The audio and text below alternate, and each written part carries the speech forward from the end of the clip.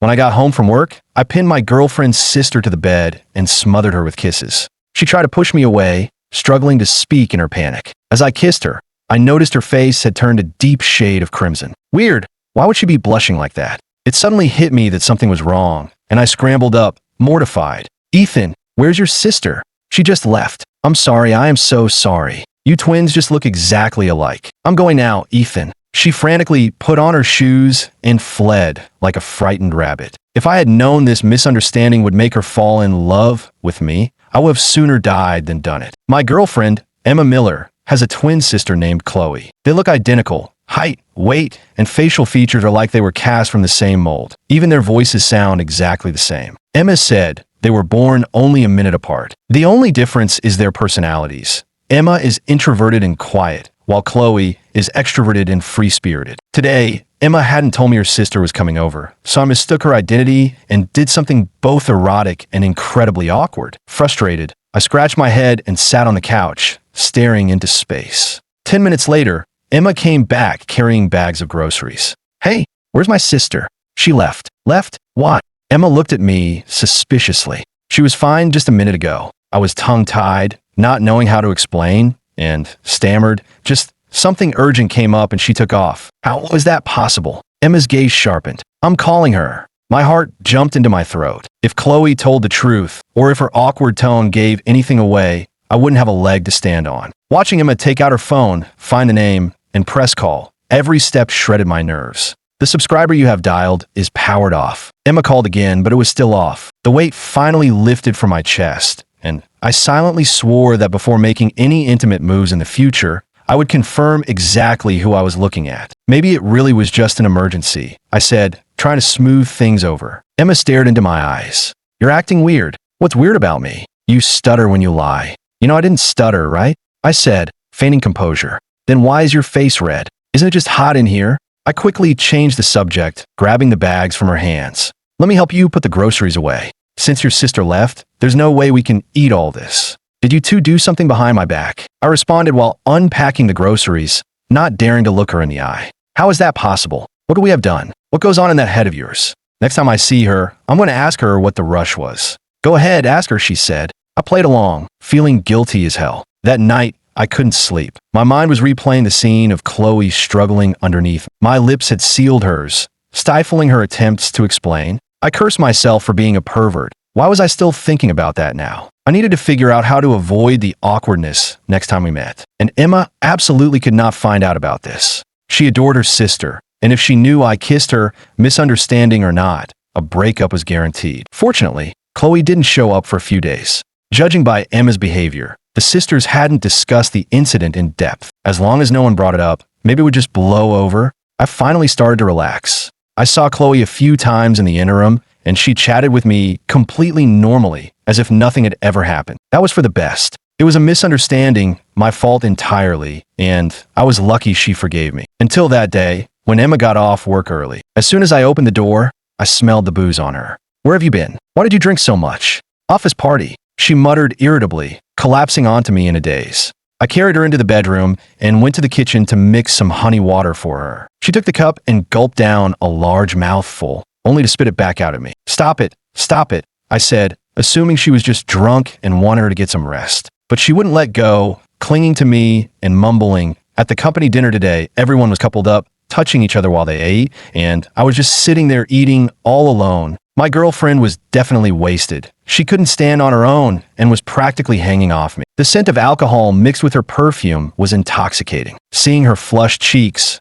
I decided not to suppress my desire any longer and kissed her passionately. We went at it for a long time, ending up covered in sweat. I went to the bathroom to shower, and when I came back into the room, a thought suddenly struck me. The thought was like a blast of cold air shooting from my heels straight to the top of my skull. I'm screwed. I never King learn. Was I sure the woman I just slept with was my girlfriend? Are you Chloe or Emma? I asked, trembling. Slap. A loud slap stung my face. Ethan, what the hell is going on in your head? It was Emma. No, Emma, let me explain. You're disgusting. You're sleeping with me, but thinking about my sister? What is wrong with you? No, just listen. I kept saying I could explain, but I had no idea how. Could I say I mistook your sister for you last time and pinned her to the bed, so now I'm traumatized? That would just dig my grave faster. But if I didn't say it, how could I make her understand my fear? You two look so much alike. I was just scared I made a mistake, okay? What are you thinking? My sister would do that with you? You are so perverted. I must have been blind to get together with you. Emma, I was wrong. You really misunderstood. Did something happen between you two? She stared dead into my eyes. No, I swear nothing happened. I don't believe you. It's just that you look so alike, I wanted to be sure. If nothing happened, why would you even be worried about that? She slapped me hard again. Watching her cry her eyes out as she got dressed and slammed the door behind her, I felt helpless. Anything I said now would just make it worse. I had to wait for her to cool down before apologizing properly. I sat back on the bed, the sheets still warm from her body. It was supposed to be a beautiful, intimate moment. How did I manage to screw it up like this? I grabbed my hair in frustration, too upset to clean the room. I opened a bottle of wine and started chugging it. If we broke up over this, it would be such a waste. I'd known Emma Miller for 6 months. It was love at first sight. She was gentle, beautiful, and sensible. But her sister was her trigger point. No one was allowed to upset her sister, not even me. I didn't know how long I'd been drinking, but I was spinning. The door opened and Emma came back, looking exhausted. I rushed over and grabbed her hand. I'm sorry, I'm so sorry, it's all my fault. She looked at me coldly. Are you crazy? Please don't be mad, okay? I really messed up. Wait. Did you get drunk by yourself? I just got off work and I'm dead tired, don't bother me. In that instant, the alcohol turned into cold sweat, oozing from every pore. In a second, I was drenched. Just now, that wasn't you? What do you mean, me or not me? Are you drunk? She gently pushed my forehead. That push sobered me up completely, only to plunge me into even greater chaos. My brain felt like it had seized up, unable to process anything. I'm done talking. I'm gonna go lie down. Before I could stop her, she saw the messy sheets and the condom wrapper on the nightstand. I knew there was no hiding it now. I had to tell her the truth. From the beginning, when I mistook Chloe for Emma and kissed her, to today, when Chloe was drunk and I mistook her for Emma and slept with her. I didn't leave out a single detail. Emma listened, her eyes reddening, and huge tears started rolling down her cheeks. No, look, you can't blame me entirely. Chloe initiated it. I never thought she would make a move on me. Slap. I got hit again. And after we were done, she pretended to be you just so she could get away. It's obvious she planned the whole thing. Slap. Another one. I'd lost count of how many times I've been slapped today. Those slaps finally made me snap. Do you sisters have the same damn personality, or what? You both just love slapping people? I told you she seduced me. I only slept with her because I thought she was you, not because I wanted to sleep with her from the start. Tell me, what the hell did I actually do wrong? Emma didn't say a word. She just silently packed her things. Yeah, I should have realized sooner. When Emma gets angry, she's calm. She doesn't scream and shout, unlike that performance earlier. And Emma rarely initiates sex. No matter what, I was responsible. I hugged Emma from behind. Listen to me. I messed up. I admit it. I apologize. Filthy. She stopped packing, not turning to look at me. Her tone was as cold as dead meat in a freezer, lifeless. Let go. If I didn't let go, she wouldn't fight it. I could probably hold her like that forever. But I knew the longer I held on, the colder her heart would grow. I couldn't hold her forever, and eventually, there would be no chance of fixing this. I watched her pack and leave, almost a replay of what happened with Chloe. Why? Why did Chloe seduce me? Why set me up? Why sacrifice her own innocence? Was it just to steal me away from her sister? I called Chloe, but her phone was still off. She didn't seem to like keeping it on. Thinking about it now, Chloe was a strange woman. She came and went as she pleased, with no predictable pattern to her behavior. Did she actually fall in love with me? Impossible. We'd only met a few times. The most intimate thing we'd done was that accidental kiss. Did she have some masochistic streak where getting forcibly kissed made her fall for me? Just as I was racking my brain, I got an iMessage from Chloe. So, Ethan, was the affair exciting? Are you crazy? Isn't that what you men dream about? You better explain this to your sister clearly. Fine. Tomorrow morning at 8, meet me at the park downtown. The next day, Chloe was sitting on a park bench in a crop top, batting her big eyes and drinking soy milk. She handed me the half-finished drink. I slapped her hand away. Don't play games. I'm not drinking that. I'm leaving then. I'll tell my sister you force yourself on me. She stood up to leave. Come back. I'll drink it. I gritted my teeth in rage. The straw had her lipstick on it and a faint, girlish scent. Frowning, I turned the straw around and took a sip. Talk. Why did you do this? Why else? Because I like you. Bullshit. We've barely met. How many times did you meet my sister before you fell in love? I was stumped. What did falling in love have to do with how many times you met? I'm practically your brother-in-law. Even if we aren't married, I'm dating your sister. She stood up and puffed out her chest. I've looked exactly like my sister since we were kids. Same face, same body. What does she have that I don't? I stood up too, staring her down. I admit your sister is beautiful, and I love that. But I'm not with her just because of her looks. Give it up. Even if I broke up with your sister, I would never be with you. If you walk away, I'll tell my mom. You'll never marry my sister. Go ahead. I accept it. If we break up, we break up. Then I'll call the cops and report you for rape. I stopped in my tracks, glaring at Chloe. What do you want? Take responsibility. What about your sister? Who am I supposed to be responsible for? Both of you? Sure. Maybe the three of us can live together. Stop joking. My sister would kill me. She thought for a moment. Then just be my boyfriend. Impossible. Then, can you pretend to be my boyfriend? I sighed. Lady, there are plenty of good men in the world. Why are you obsessed with me? She suddenly went quiet, lowering her head as tears rolled down like pearls. Where are the good men? Why can't I ever find one? Chloe grabbed my hand. Ethan, be my boyfriend. 7 days, just 7 days. After that, I'll explain everything to my sister myself. I promise you two will get back together. She loves me the most. You have to trust me. Really, I swear. If I don't do it in 7 days, may I get hit by a... I covered her mouth with my hand. All right, no need to swear. I agree. She smiled, a cunning look in her eyes. To get her help in winning Emma back, I would agree to almost anything, except sex. She tried twice, and I sternly refused both times. That was my line in the sand. The rest wasn't a big deal. Just eating, drinking, and clubbing. Emma liked peace and quiet, so I rarely went to bars or clubs. Now I was going almost every day, and the noise gave me a headache. Hey, beautiful, want to dance? A stranger's hand snaked around Chloe's waist. Chloe didn't say yes or no, just kept gyrating wildly on the dance floor. The guy got bolder, his hand sliding lower and lower. Chloe was still Emma's sister, after all. I walked over and slapped the guy's hand away. Buddy, keep your hands to yourself. Who the F***ck are you? I'm her brother. He's my boyfriend, Chloe corrected. Shit, if you have a boyfriend, what are you doing here? The guy stormed off, waving his hand in disgust. What the hell did you say?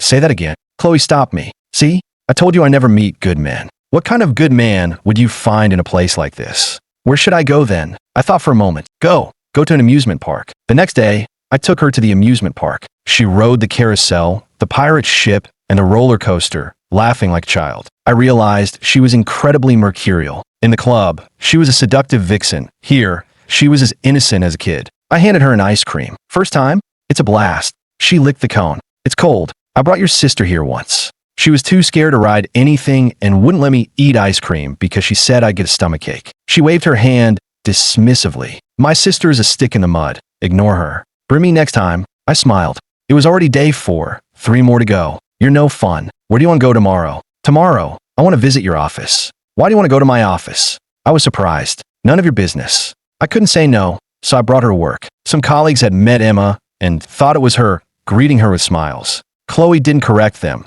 responding enthusiastically to everyone. My coworkers remarked, your girlfriend is in a good mood today, so chatty. I was busy, so I told her to sit still and not cause trouble, then got to work. Less than an hour later, she slapped a woman across the face. That woman was my direct supervisor. What are you doing? I ran over and grabbed Chloe's hand before she could slap her again. She insulted me. She pouted, acting like she was the victim. Who insulted you? My boss, recovering from the shock, went for Chloe's hair like a banshee. Chloe sidestepped and delivered another resounding slap. I give you an inch and you take a mile. I didn't even want to hit you again, but you practically begged for it. The CEO walked over, frowning. What is going on here? Him, Ethan's girlfriend. She hit me, my supervisor screeched. Why don't you tell them why I hit you? My supervisor went silent. You said, no wonder Ethan's productivity is down lately. He's bewitched by a slut and brings her to work. You said that, right? Did you think I couldn't hear you just because you whispered? Stop making a scene in the office. Ethan,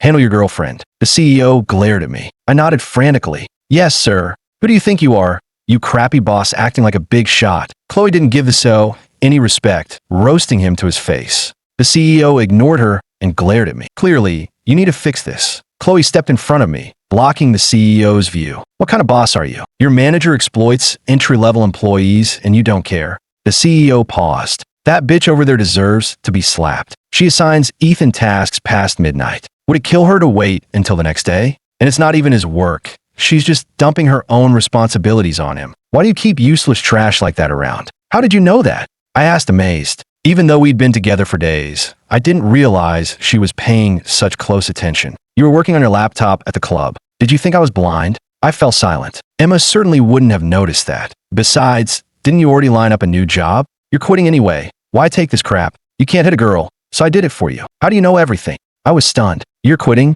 The CEO asked. Yes. This bullshit company, bullshit boss, bullshit manager. What is there to stay for? Chloe interjected. Go to HR. We're leaving now. It was drizzling outside the office. I held a box of my supplies with both hands while Chloe held the umbrella over me. Did you come to the office today just for this? Yeah. Why else would I come? For fun. I nodded, feeling a mix of emotions. How do you know everything? I'm not blind. You haven't been eating or having fun these past few days because of this crap, right? I only saw you smile once you found that new job. She bragged as if showing off. If you're going to leave, you might as well go out with a bang, right? Plus, this way is faster. You save a month of notice period. I wanted to free a hand to tap her nose, but I lost my grip and dropped my files all over the ground. Don't move, you'll drop more. She bent down and picked up the papers one by one. Watching the rain soak her long hair, I felt a strange sensation in my chest. She was more attentive than Emma, more passionate than Emma, and cared about me more than Emma did. Maybe having her as a girlfriend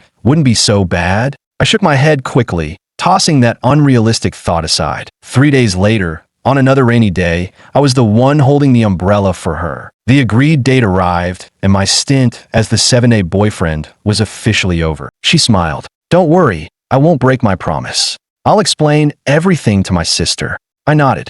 Suddenly, she hugged me tight around the waist, burying her face in my chest as if trying to memorize my scent. This time I didn't push her away. I gently patted her back. Chloe didn't let me walk her home. She called a cab and left. For the next month, neither sister contacted me. Just as I was ready to forget them both and move on with my life, I received an iMessage from Emma. I'm pregnant. For a moment, I didn't know how to deal with it. However, right before bed, Chloe sent me the exact same 2 words. Once I recovered from the shock, I messaged Chloe first. Impossible. We used protection that time. You don't want to take responsibility? No. Lady, how did you get pregnant if we use protection? Is it 100% safe? Believe it or not, you're the only one I've been with. F***CK. I smashed my phone against the wall. God damn it. Fate really wants me dead. How was I supposed to explain this to both of them? To their parents? I bought a new phone the next day. When I logged into iMessage, I had 99 plus notifications. Emma had sent just one. Ignoring me? I didn't think you were that kind of person. I'm keeping the baby.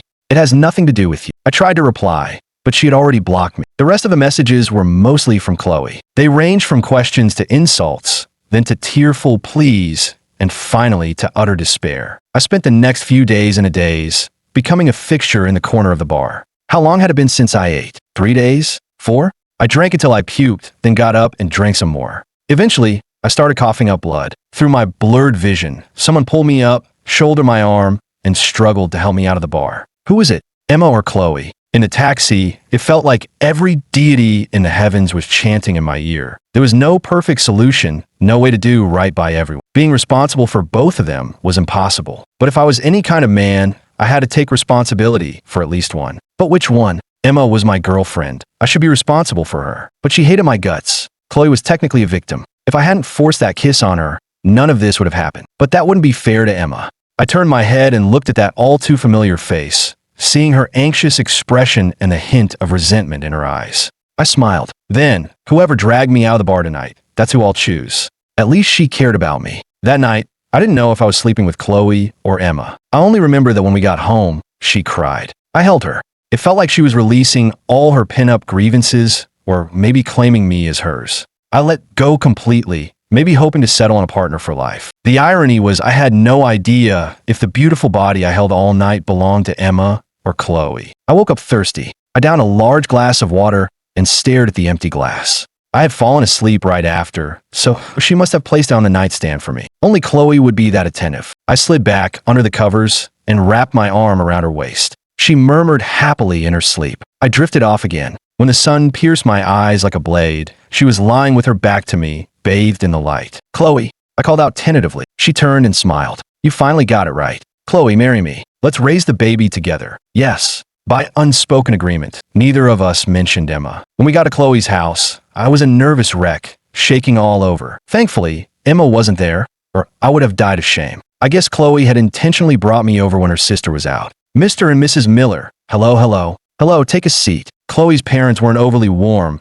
but they weren't cold either. Looking around, the house felt strange, though I couldn't put my finger on why. So she left. I asked Chloe. She nodded. Hearing this, Her parents' expressions grew even stranger, a mix of awkwardness and sadness. Left? Yes, left. Did they know about the mess between me and their daughters? I quickly changed the subject, complimenting Mrs. Miller on how young she looked. Her parents invited me to stay for dinner. Afterwards, I said my goodbyes and practically fled, terrified Emma would come home and catch me. Were you afraid of? Isn't it better to run into her? We have to face it eventually, right? She'll have to come to our wedding. Yeah. I sighed. What about Emma's baby? She insisted on keeping it. But how would she raise it? What would people say? Should I tell her to get an abortion? Did I even have the right to suggest that? After getting together with Chloe, I never saw Emma again. She was avoiding me. Staring at the red exclamation mark next to my message, I felt a mix of emotions. For the next month, I focused on work, trying to forget the unpleasantness.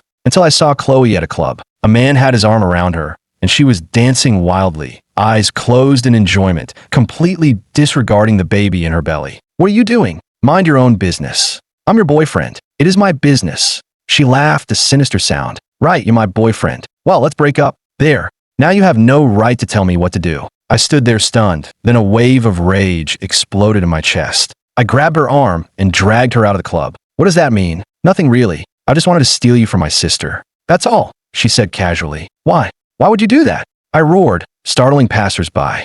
Don't think I don't know. You love my sister. You always have. You and I are just physical. I admit I liked your sister at first, but after spending all this time with you, when I looked up, she was already far away, not listening to a word I said. I went back to my usual bar. As I sat down, I noticed a girl in the corner, completely wasted. I walked over. Emma. She smiled and waved for me to sit. Drinking this much isn't good for the baby. Hey, who are you? Mind your own business.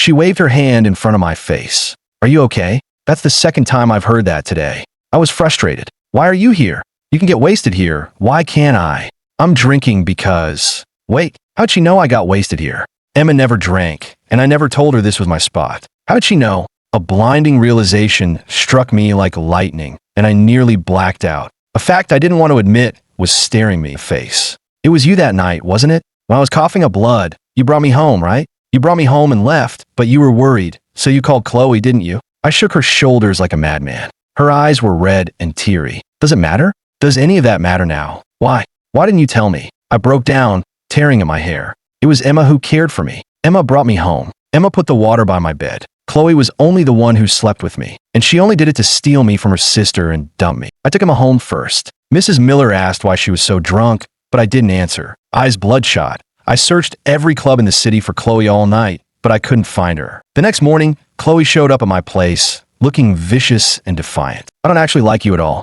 Really, it was all an act. I've hated my sister since we were kids. She has everything, and I have nothing. So I steal everything she has. Once I have it, I toss it. I don't want it. I just want to see her lose it. You know, different. I want revenge. I want her to suffer. I hate her. She owes me this. Chloe got more agitated as she spoke, taking a long time to calm down. But hey, you didn't lose out. You slept with both sisters. Isn't that every man's fantasy? She patted my head like I was a dog. What happened between you two? You seem so close. Why do you hate her so much?